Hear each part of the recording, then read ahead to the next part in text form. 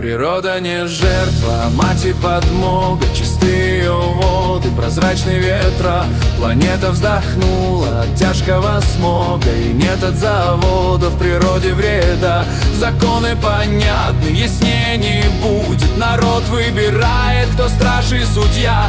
Ведут за собой нас достойные люди. Из них охраняет нас сила своя. Наука — источник правды и света. Человек и природа в едином пути.